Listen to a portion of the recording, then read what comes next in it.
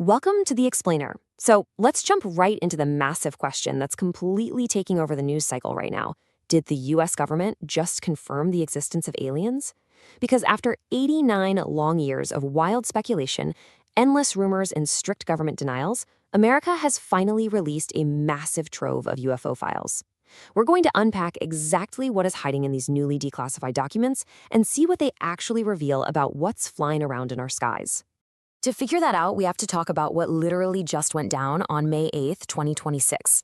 Because on that day, the U.S. Department of War dropped an absolute bombshell on their brand new webpage, war.gov/UFO. Basically, out of nowhere, cases that had been totally locked away from the public eye were laid bare for everyone to see, and they are seriously challenging our fundamental understanding of what is operating in the airspace right above our heads. And we aren't just talking about a couple of blurry black and white photos here. They suddenly dumped 162 previously classified UFO files. We are talking about highly sensitive FBI documents, internal Pentagon reports, NASA transcripts, and honestly, perhaps most shockingly, 28 videos and 14 images of things that are completely defying the known laws of physics. Now look, we all know that a UFO technically just means an unidentified flying object. It doesn't automatically mean aliens. But the specific details in these new files, they are making people immediately jump to the word extraterrestrial. For instance, back in 2023, 6 highly trained federal agents gave sworn statements detailing how they watched this giant glowing orange orb, and this massive orb acted almost like a mothership, literally launching smaller red orbs that just zipped around the sky. And get this, a couple of years later, when a helicopter tried to approach a similar orb, it instantly jumped 20 miles away. No way, right? It's the sheer impossibility of these moves that really gets you. In 2023, U.S. military sensors in Greece actually captured almost 3 minutes of infrared video showing an object pulling 90-degree turns at 80 miles per hour. That completely ignores basic physics and inertia. Then in Iraq, a surveillance system recorded an object zipping past at an ultra-high speed. And over in Japan, they tracked this bizarre football-shaped craft with 3 projections on it. These are definitely not your typical weather balloons.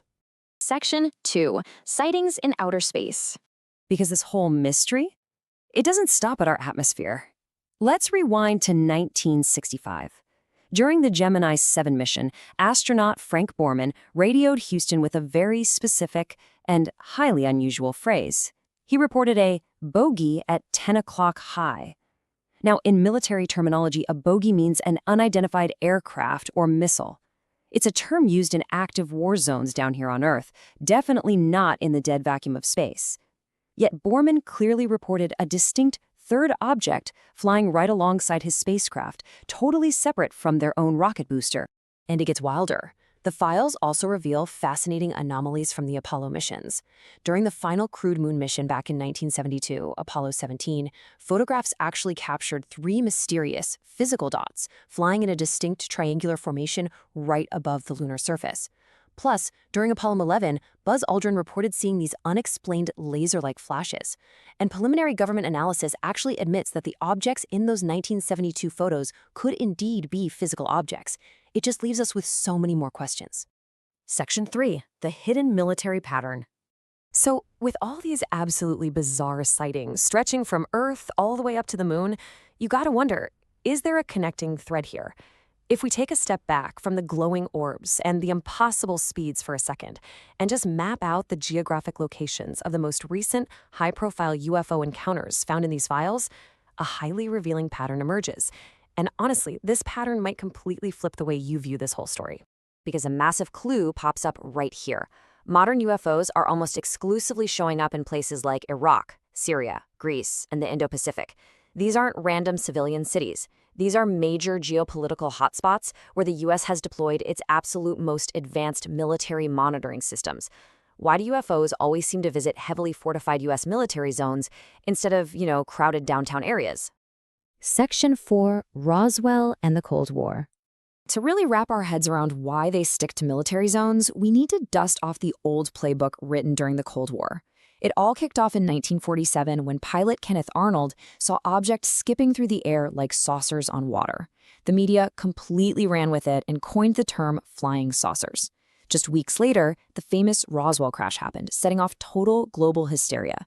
By 1952, unknown objects were literally swarming radar screens over Washington, D.C., which forced the government to launch Project Blue Book to investigate over 12,000 reported cases.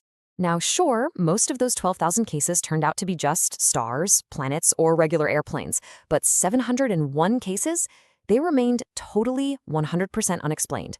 And those 701 mysteries fueled decades of intense alien conspiracy theories, cementing the whole UFO phenomenon in global pop culture forever. It took decades, but the U.S. Air Force finally spilled the classified reality behind the biggest myth of them all. Roswell wasn't an alien spaceship. It was actually a crashed Project Mogul's spy balloon, which was a highly classified tool used to monitor Soviet nuclear tests. And those infamous alien bodies people swore they saw, they were literally just wooden and plastic test dummies dropped from high altitudes for military testing.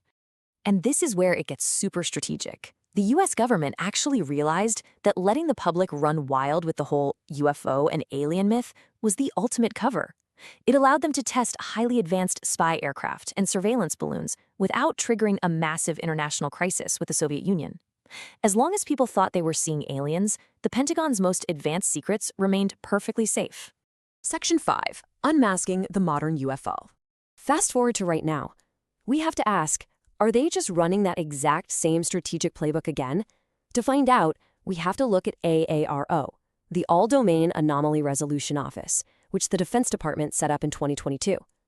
After digging through historical and modern records, their landmark 2024 report definitively stated that there is absolutely no evidence that the U.S. government possesses extraterrestrial technology and zero proof of any alien reverse engineering programs. Okay, so if it's not aliens, what on earth is it? Well, the reality defense analysts are laying out is pretty fascinating on its own. These extraordinary sightings are likely a mix of top-secret U.S. assets being tested and foreign surveillance, like that Chinese spy balloon we all saw get shot down in 2023. Remember that glowing orange mothership from the 2023 file? Well, defense reports indicate that foreign powers have actually been developing high-altitude drone motherships capable of launching smaller surveillance swarms, which, you have to admit, perfectly matches the sworn testimony of those federal agents. It's also really worth noting what the source material points out regarding the timing of all this.